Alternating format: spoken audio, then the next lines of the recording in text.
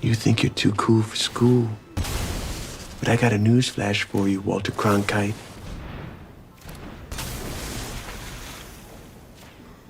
You aren't. Hi everyone, and welcome to Priority Holder, and today we're playing Sultai Flash in the Timeless format. Now there's a couple cards that pay you off for playing Flash spells. So Cunning Nightbonder gives you a 1 mana discount to your Flash spells and makes them so they can't be countered. And Slitherwisp makes it so whenever you cast a spell with Flash, you draw a card and each opponent loses 1 life. So like these are pretty reasonable payoffs, and like there's some strong powerhouses that are Flash spells. Known entity Orcish Bowmasters, which is really strong. Subtlety.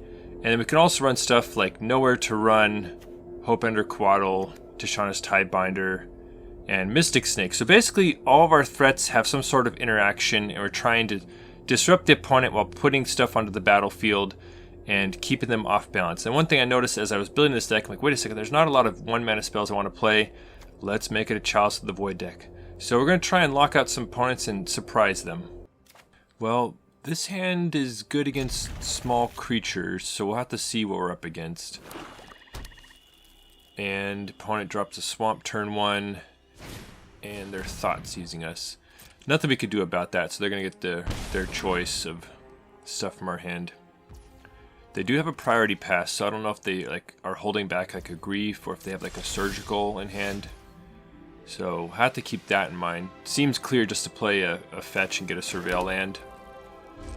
Wait till we know more what's happening from the opponent's side of the battlefield. Alright, so there's red-black land, and we already know they took Bowmasters, so like that should be at least somewhat good against what they're trying to do. And they go ahead and just pass. Alright, so we get a little bit of a reprieve on turn 2. The colors get a little tricky in this deck because you're trying to cover green for your Mystic Snakes, but also trying to get the black. So anyway, it can get a little tricky sometimes. Ertai Resurrected, we need lands at this point, so we're going to bin that, though it is a threat for them to reanimate. So just something you have to be careful about. So we're just going to hold up Orcish Bowmasters and see what happens. Have Sink into Stupor as probable land number 3 for us. Alright, Dreadhorde Arcanist on the other side of the battlefield. So I'm trying to think about what to do, and this is a little bit of a gamble right here. I end up, cause we're so far from casting, reasonably far from casting Mystic Snake, I decide that it's sort of worth it to just Subtlety the Dreadhorde Arcanist here. Basically, it time walks them. They didn't play a land yet, so I was sort of hoping that they would miss a land, and then we can hold up Hope-Ender Coatl for the next time they cast it. So it all comes down to whether they play a land here. And they don't play one. So our little gambit seems to have paid off. So I'm going to throw out the Orcish Bowmasters. And Dreadhorde Arcanist is like such a powerful card. And it's one we definitely don't want to deal with because it's going to start flashing back like Thought Seizes and Reanimates and Bolts. And so it's a really powerful card. In fact, I like it a lot. I've even featured it in Timeless. I'll link a video of a Dreadhorde Arcanist deck right now. Alright, so the opponent's actually just going to Fatal Push the Bowmasters. They really don't want to fight against Bowmasters. And they're going to attempt to reanimate our Bowmasters. So this seems like a juicy target for Hope-Ender Coatl, and we'll kill the reanimate and get a 2/2 flyer into play.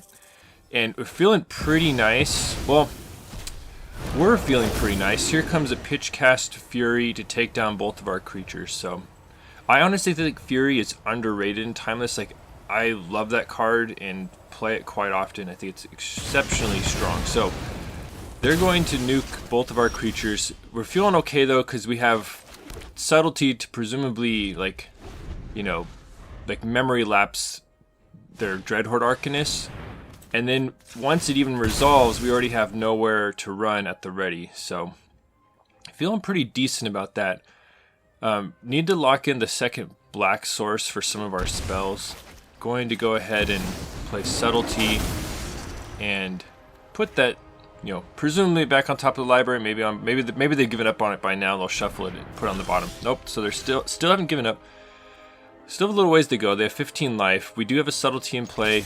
Cunning Nightbonder is nice. We can play that and play Nowhere to Run, and Nightbonder is going to cost reduce all of our future stuff. So we've done our part in helping restrict them from drawing lands by putting Dreadhorde on top of their library multiple times. And so we're just sort of contributing to them being mana screwed right here. We're just going to know where to run it. And now there's the Slitherwisp. And once again, you have to be careful to lock up both your green sources and double blacks for Slitherwisp, which we have done. So it's all set up. And the opponent's going to need like another Fury, or yeah. So they just go ahead and pack it in. We're on to the next game already. So that went pretty nicely. This is a lot different hand. So this is a Chalice hand. It's going to be a clear Surveil land to see what we're doing. We'll have to see if the opponent rips it from us with like a Grief or something like that. So it is a Swamp on the other side of the battlefield. And a Thoughtseize.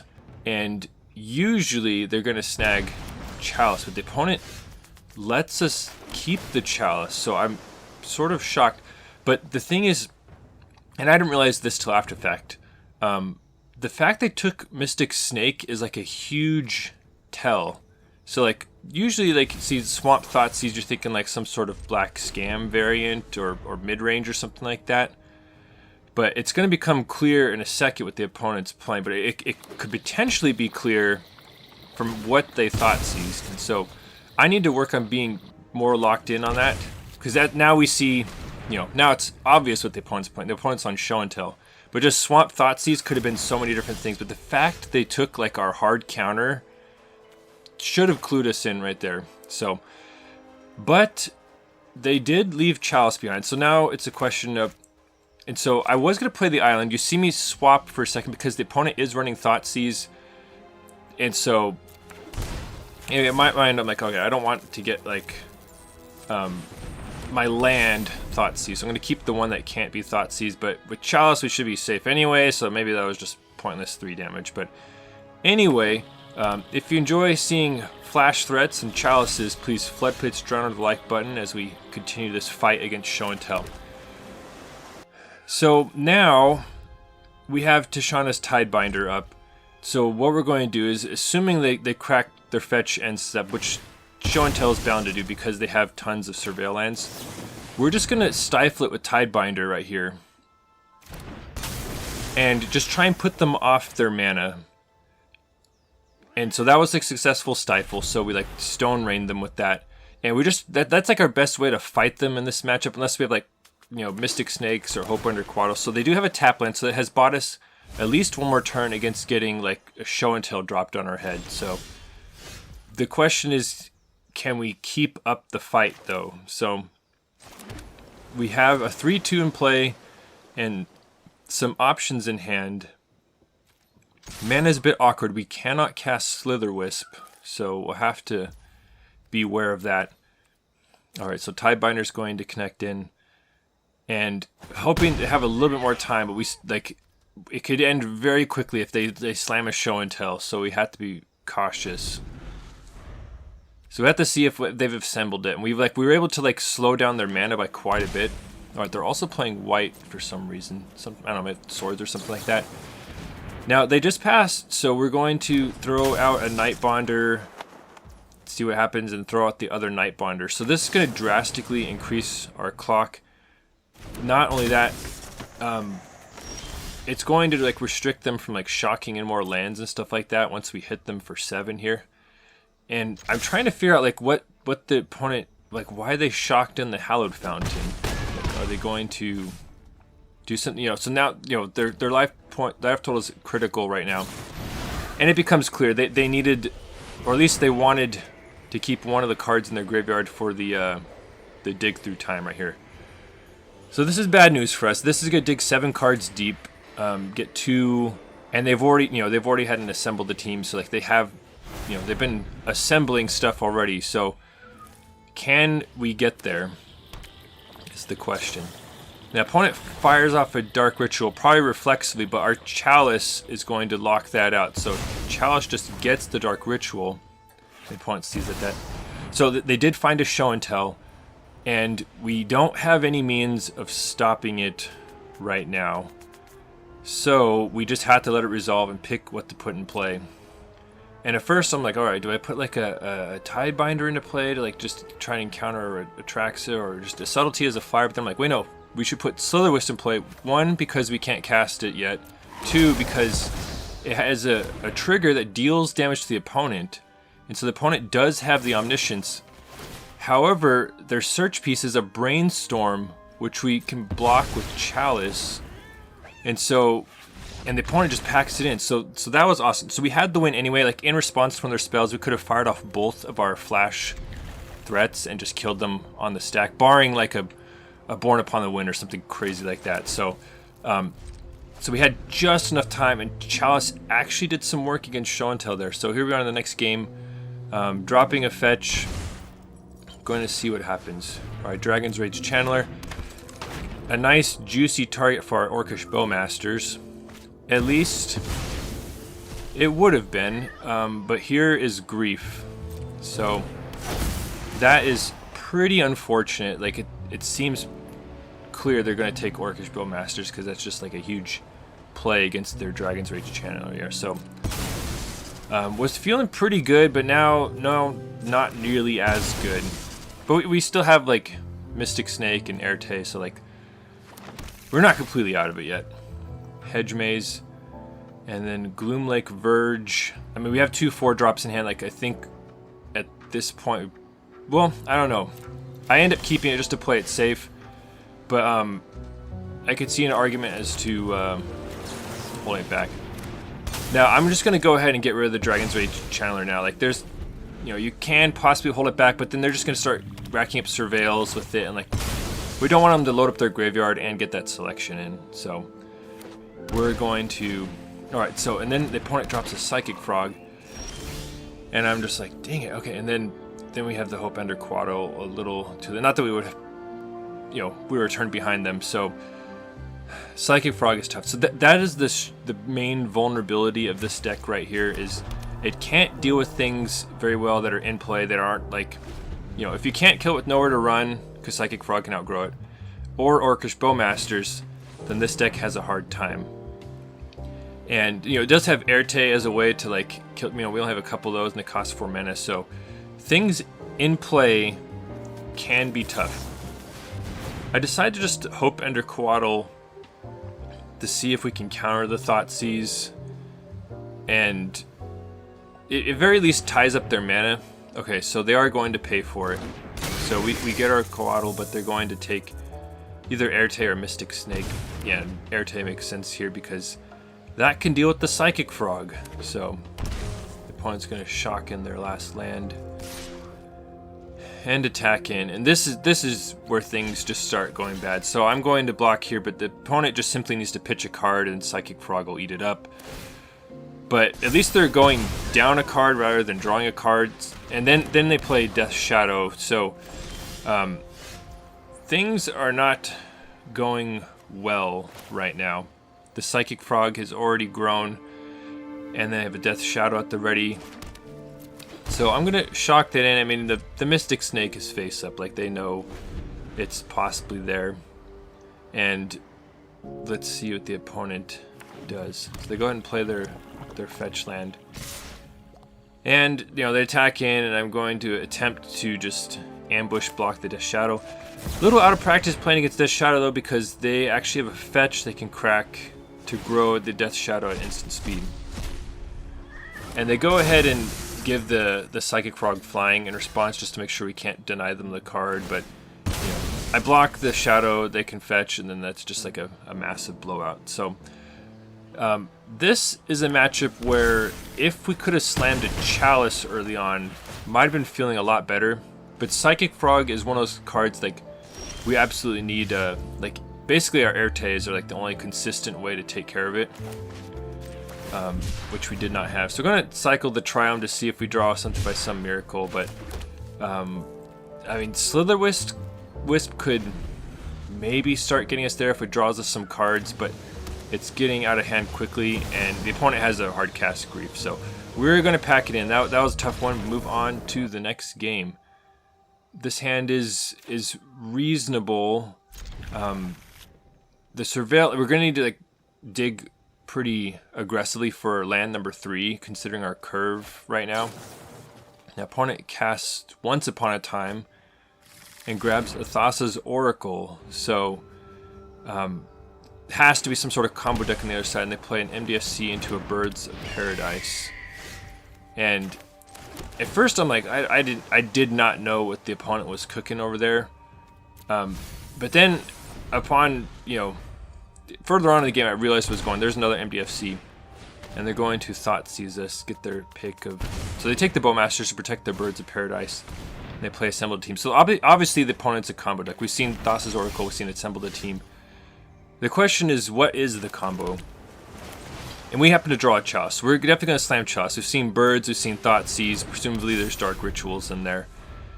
And there's a card that made it onto Arena, I don't know, someone recently, called Balustrade Spy, that can mill a target player until it reaches a land card. And so what their deck's trying to do is play that Spy and mill themselves. Basically, it instantly empties their library if they're running all MDFCs. And they can get a Thassa's Oracle win with like Unearth or like hard casting it. So that's what the opponent is trying to do. But they're pitching the Unearth now in the face of Chalice of the Void. And we're feeling a lot better now that we have Tidebinders and stuff up. Now this is unfortunate. If I just played the Gloomlake Verge, we could have ran out Slitherwisp, which is much better to play than just like a Tidebinder with no target. So that was a land misplay on my last turn. But we need to like put a clock on them, because they still might find a way to like pull off their combo. And so here's the Balustrade Spy that I was talking about. Now, fortunately for us, we have a Mystic Snake ready just to counter that. Otherwise, they could, if that resolved, they empty their library and they just got to slam Thassa's Oracle next turn. However, their mana is not necessarily agreeing with them. So they're going to attempt to reanimate, but Chalice is just going to stop that, and yeah, they pack it in. So it seems like they didn't, with all the MDFCs, you don't have good mana, and so they didn't have the double blue to hard cast Thassa's Oracle, and they couldn't get the Spy onto the battlefield. So we took down that combo deck, and we're in the next game. A pretty reasonable hand. Gonna just grab a green Surveil, and it's a Mystic Snake. And we don't have a lot of information. We know it's a Gigantic Companion, and we've seen a green-white land. I could see an argument for just surveilling that away right there, but it is an action card. However, we don't have the mana yet to cast. Anyway, so it's a tough call with so little information this early in the game to whether to keep the Mystic Snake or not. So the opponent is cracking their fetch, and then it becomes pretty clear that we're playing against a domain strategy. So they play Neshoba Brawler. We happen to have a Nowhere to Run at the ready, and are definitely going to just finish that off. So that's a very potent threat. And this is the kind of deck that we can struggle against when Bowmasters basically does nothing to them. Like, they have Territorial Kavus and Neshoba Brawlers and stuff like that, which Bowmasters does not match up well against. So the question is, so we can pitch cast a Subtlety right here. I don't know if that really does that much to advance our game plan though. So we're gonna have to see what the opponent does. Now I'm trying to think like if I should keep holding up Tidebinder to snipe their fetch. I decide alright, it's worth getting the Slitherwisp into play because we might be able to start drawing some extra cards off it. And the opponent just goes ahead and fetches the last color they need. Now this changes things. Like, they've already cracked their fetch, so Tidebinder's not nearly as effective. But we can sneak a Chalice into play, which can be good. Usually domain strategists sort of aggro and they're running like bolts and stuff.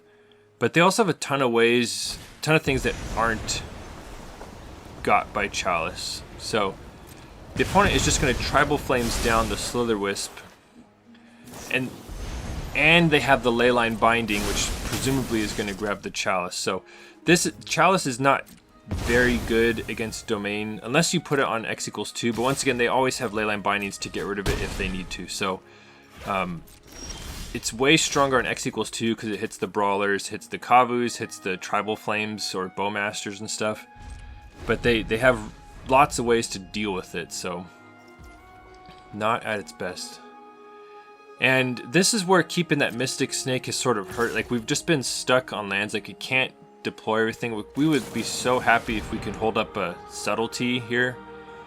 But we're running the risk of, like, falling very far behind. So this is just a, like, you know, pray that this sort of Ambush Viper kind of block right here works. Just throwing the Tidebinder out there for no value, just to try and, you know, take down the brawler. And then here comes a Territorial Kavu. So it's looking like it would have been way better to surveil away that Mystic Snake earlier on in the game. Now once again, like, this is sort of desperation. I don't know if this is necessarily a good play or not. Maybe the better thing to do instead of pitch casting Subtlety, because this is just, you know, trying to buy us some time here, would be just to try and keep producing chump blockers with the Orcish Bowmasters, because, you know, with an Orc army, like, the Territorial Kavu does not natively have trample, so we can theoretically, like, fend them off for a while with Orcish Bowmasters. So, and this is me just confirming it doesn't have trample. So we're gonna play at the Bowmasters, but we're just we've spent a lot of cards and, like, are still behind. And I don't think it's even clear that the pitch cast Subtlety plan was. I don't think that was a very good play. Not casting the other Bowmasters because very desperate for some action. They have so many threats, so it's like, do we keep the Subtlety in case they play, like, another creature, or do we try and bin it and dig for, like, an Ertai to take care of the Territorial Kavu who's already in play? I end up keeping Subtlety on top because the Bowmasters plus the Orc army buys us some time. But I think I should have been fishing for an Ertai at that point in time. Minsk and Boo is really bad news. Now Subtlety can at least put it off for a little while. It can memory lapse it because it can deal with planeswalkers and creatures. So we're going to put Minsk and Boo back on top, but that's just like a devastating threat right there. Now if you're interested in a Minsk and Boo deck, I'll go ahead and link one right here that I played. It's a very powerful planeswalker. So the opponent's going to crash in, nuke something from our graveyard. That's, I mean, maybe they're hedging their bets in case we're like a graveyard deck, but that's a bad sign for us that they don't feel like they need to rummage their hand to improve it. So going to just, we have to eventually try and kill him. So I'm going to crash in with both those because we have both Cunning Nightbonder and Orcish Bowmasters as blockers. The problem is Minsk and Boo. So if we, you know, because it has that like minus mode where it can like fling a creature, and so we have to be like extremely careful. Like we basically can't take any more damage because Minsk and Boo can fling something huge and kill us. Once again, Territorial Kavu is just nuking something in the graveyard. So this has just been like a really tough matchup. So I'm trying to think about what to do. Like, it seems sensible to play Nightbonder and then play Orcish Bowmasters. And I decide, so this is me doing some damage calculations here. The reason I don't run out the Bowmasters is because if the opponent plays Minsk and Boo, we can gun down the hamster before they can activate Minsk and Boo. But the opponent just fires off a Tribal Flames, which we don't have an answer to. And we see the reason they weren't rummaging is because they had 10 points of burn in hand and we are dead. So that was a tough one to move on to the next game. I think there probably is a way to construct this Flash deck to have a better chance against those sort of mid-range decks like Domain and Psychic Frog. So, but opponent goes first and drops a Guide of Souls. And one thing, so I play a ton of Chalice of the Void decks, and one thing I love to have in my Chalice decks is a way to come back from behind, because you're naturally playing a higher curve, like typically without any 1-drops. And so Fury is like a perfect card for a Chalice deck, because it allows you to like lock out the 1-mana spells and also clean up a bunch of stuff that's already happened. So, whereas this deck doesn't do the cleanup very well. It's all about prevention, like countering stuff and like stifling stuff. So that is a vulnerability that this build has as a Chalice deck. But as we go ahead and look for a land, let me know what your favorite flash creatures are. Like, is it Brazen Borrower or Vendilion Click? Any other ones that you enjoy? Now I'm carefully considering which land to get, and with all the mana, with the lands we have and the spells we have, decided it's just safest to get the Triome, even though we'd love to get a Surveil land to get that value. But that, like with Mystic Snakes and Slitherwisps in hand, just trying to make sure we can like cast all our spells. Now sometimes I will run out of Bowmasters while it's safe, you know, just run it out, kill the Ocelot Pride. But we're falling pretty far behind at this point in time. So what I'm hoping here is that the opponent thinks we're some sort of like show and tell deck and attempts to dump Guide of Soul triggers on the Ocelot Pride. So basically I'm hoping to get them to waste their energy by nuking their target with Orcish Bowmasters. So as long as they don't put it on the Guide of Souls, this little gambit will work. Alright, so they're paying the 3 energy, of course, and they are putting it on Ocelot Pride. So that's like really fortunate for us. So that's going to allow us to blow out the counter placement Orcish Bowmasters. And they just swords the Bowmasters. That's okay. It did what it needed to do. Not to mention, we can also chump down the cat. Not chump, but just trade with it. And then all of a sudden the opponent's down to just 2 Guide of Souls, which is, you know, not nothing. Those are very strong. And we draw a Chalice of the Void. Drawing these, like, mid-game Chalices are always tough, because it's like, oh man, it'd be so nice to play Slitherwisp, but like, Chalice would lock them out. But anyway, they've already played so many 1-drops that I'm not super concerned about Chalice at this point. Like, they probably played all their 1-drops at this point. What I'm hoping to do is ambush block down a Guide of Souls. Now, that is ambitious. Like, they could have, you know, Galvanic Discharge or something like that. Like, so it is optimistic. But I'm just going to go for it here and just toss out a Slitherwisp. And by some miracle, I'm able to just take down a Guide of Souls. But in afterwards, the opponent slams a Blood Moon. So I honestly was not expecting that and was not even playing around it. We just were lucky and had a basic island. So, but we're somewhat of a prison deck ourselves. So now the question is, can I race Guide of Souls with my creature? I mean, it has three times the amount of power, but Guide of Souls can get juiced up. But the thing is, the opponent didn't protect themselves from Blood Moon, and so they've locked themselves out of white spells. So, whereas we still have Hope-Ender Coatl and Tishana's Tidebinder. So, if nothing else, the creatures that are in play, we're going to win the race. So we're going to have to see how it develops. Not to mention, like, we've chaliced for 1, and so, like, they can't Galvanic Discharge, they can't Ragavan, they can't Lightning Bolt, though they may try. So they're going to futile attempt to bolt the Slitherwisp and crash in with Guide of Souls. And I'm keeping up Hope-Ender Coatl, but then I'm, you know, like, you know what, let's just end this thing. So it worked before. Let's try and ambush block again and take down the Guide of Souls. So I love prison decks, so I'll go ahead and link a Blood Moon deck of my own right here, as the opponent has accidentally locked themselves out with the Blood Moon. We've all been there. It's fine, you know. I know I've locked myself out with Chalice sometimes. Like, it happens to the best of us. Now, the opponent's at 7, so we just gotta crash in and then cast an instant speed spell. Going to pitch cast Subtlety just to keep up mana for Hope-Ender Coatl in case something crazy happens, but Slitherwisp is going to finish them off, and we roll on into the next game. I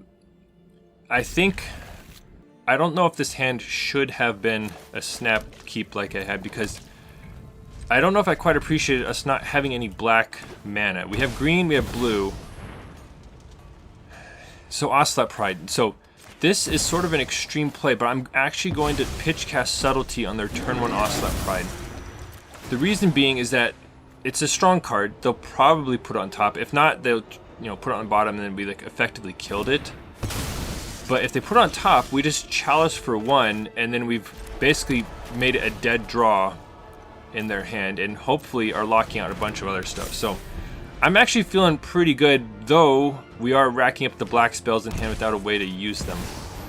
And this is the, you know, this is where things can go wrong. We're drawing more black spells. Not only that, but we're out of, we pitched our MDFC, which is like our third land, so we can't even hold up Hope-Ender Coatl, and now all of a sudden we're getting punched by an Ajani.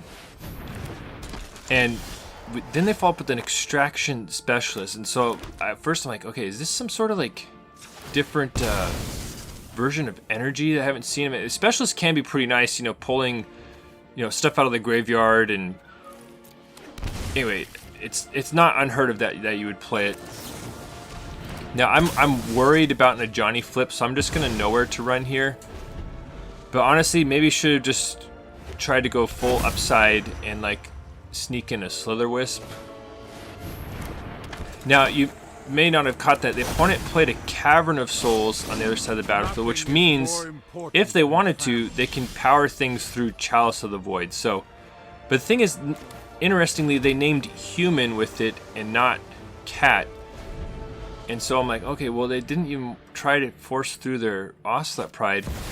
And this is the reason right here. Winota guy, join our forces. We can't even use our Coatl because it's uncounterable. So that was just a absolute massacre right there against a Winota deck, which possibly might be underplay. I might have to try my hand at a Winota build in Timeless, because it seemed pretty strong. If you could take like the best parts of energy and pair it with some other stuff. So turn 1, Kumano faces Kakazan from the opposing side of the battlefield, and we have our choice of Bowmasters and Cunning Nightbonder to deal with the opponent. So whatever creature they cast is going to pick up an extra 1/1 counter. So what I'm going to do here, I have a lot of aggressive subtlety pitch casting in this video. I'm going to subtlety and pitch something. Trying to think about what to do. I end up deciding, like, you know, we're sort of far from 4 mana, and I don't want to keep endlessly pitching all my cards away. So use subtlety to pitch cast subtlety and put the Dragon's Rage Channeler into their deck, and they end up bottoming it, so they must be like short on lands. And basically I didn't want it to pick up that counter, because let's say they keep it on top, then we can cut it down with Orcish Bowmasters. So was valuing avoiding it getting that counter. And now that we have Nightbonder in play, it actually opens up some more action for us. This is the power of Nightbonder right here, is by playing this land, now we can double spell with Tishana's Tidebinder and Orcish Bowmaster. So I'm being extra cautious here against what I think is an aggro deck. My plan is to Tidebinder stifle the Kumano flip right here, but I basically, knowing that, I should have just attacked with the Nightbonder, because we would have had the Tidebinder to block. So we're gonna stifle that and just nuke their little Saga, and their opponent's gonna play an Iridescent Vine Lashers. Yeah, so they're just like red-black aggro, your Luris Companion, trying to shell out as much damage as fast as possible. And they're gonna play another Kumano faces Kakazan, ending us for another damage, but the opponent appears to be missing a land drop. Just for the sake of mana efficiency, going to play out the Orcish Bowmasters, and you know, if they, you know, it's unlikely, but if they play a card draw spell, we got that covered. So now we're sitting pretty with a Slitherwisp and a Mystic Snake at the ready. So here comes Kumano. I have to see what the opponent does. So they cast the Swift Spear, and I'm trying to figure out, you know, I'm about to Mystic Snake it, but the opponent packs it, and then they knew something nasty was going to happen. So we were well in control that game. Alright, in this game, turn 1 Artifact Land, turn 2 Ornithopter. And I actually considered using Subtlety on it, but it just, I don't know, Subtlety on an Ornithopter just seems, it's pretty bad. But this is what happens though, like if Ornithopter's out, like all of a sudden we're getting a, you know, turn 2 Refurbished Familiar, which is really unfortunate. So yeah, I don't think doing it, like subtletying the Ornithopter would have helped that much. So we subtlety the Refurbished Familiar. We save ourselves from having to discard a card, but it's not looking great for us right now because it's just going to come right back at us. Gonna bin the land. We have enough lands at the moment. So, boy, it'd be nice if we could kill the Ornithopter here and shut off their Springleaf Drum, because that would just shut down their whole plan. But Bowmasters is just not good enough. So, in response to the familiar, I'm gonna Bowmasters it down, but they are gonna make us discard a card, and so this is a tough call. And I decided to get rid of the Cunning Nightbonder. Just doesn't seem like amazing in this matchup. And the opponent has another refurbished familiar, which is pretty tough. I decided to get rid of Ertai Resurrected because it's furthest away from being cast. But honestly, maybe should have kept it because it's sort of like a little wombo combo with Orcish Bowmasters, because it either counters something and forces a draw, or kills something and forces a draw, which can, you know, force a Bowmaster trigger upon them, which we can use to kill the familiar, you know. So like that's an argument for keeping Ertai, but the opponent actually just powers a card draw spell right into Orcish Bowmasters. And so my first instinct was to cut down the familiar, and then I'm like, wait, well, I guess I can direct 2 of them at the Ornithopter and open up a decent attack. I don't think that was correct though. I think I should have just taken down the refurbished familiar, especially considering we have like a 2/2 flyer in hand. So I think it would have been better to put 1 trigger on their life total and 1 on the familiar. So, but then, yeah, it's a whole butterfly effect, because then we could not have force spiked the Frogmite, because Ornithopter plus Springleaf Drum could have paid for, you know. So it's hard to say, but maybe a single Frogmite wouldn't have been a problem. But here comes they're finally hitting critical mass of artifacts and their affinities getting cheaper. So I'm gonna crack the fetch and grab a black source to get Slitherwisp into play. But the opponent has a Metallic Rebuke. That is real tough, because that would have been a source of not only cards but passive damage. So we do get to smash them down to 7, and we have one of our MDFCs, but it's like a sort of, you know, it doesn't really do anything. And the opponent has a Kappa Cannoneer, which is really bad for us. Like, has a high ward cost and just picks up counters for every artifact, not to mention unblockability. So gonna toss in the Hydroelectric Specimen. Now the Kappa Cannoneer's ability doesn't target, it just puts it on itself, so we couldn't like steal the counter with the Specimen. Cycle it and going to attack him with the Coatl. So we've got them down to 5. We'd be feeling so much better if we had the blue-black creature that dings them, you know, in the play. I'm gonna put Chalice for 0 down, and, you know, because it does cut down future Ornithopters, and I don't know if they have Mishra's Baubles or something like that. But we are falling down to 7 off an unblockable Kappa Cannoneer hit, and we draw nowhere to run. So I'm trying to think about what to do here.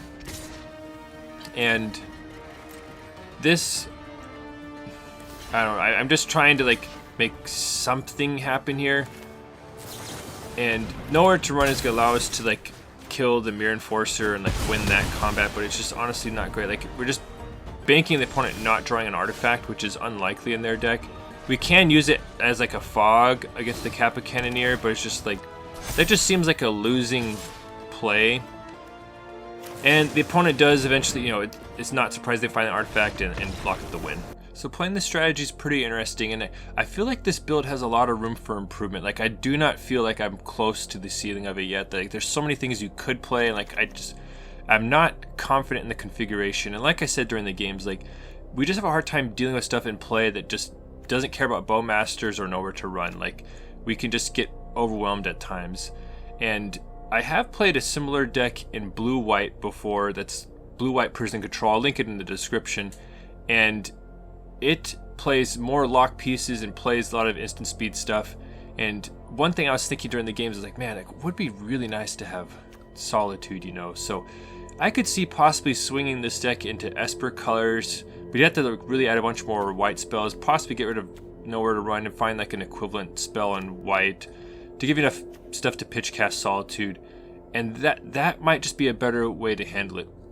So the original inspiration for this deck was Mystic Snake, and so I was gonna try and make like a Mystic Snake tribal deck. So like I was looking at Frilled Mystic, I was looking at Fear of Imposters, but ultimately decided like it's probably better to have some Stifles in there, and Hope-Ender Coatl was part of that plan.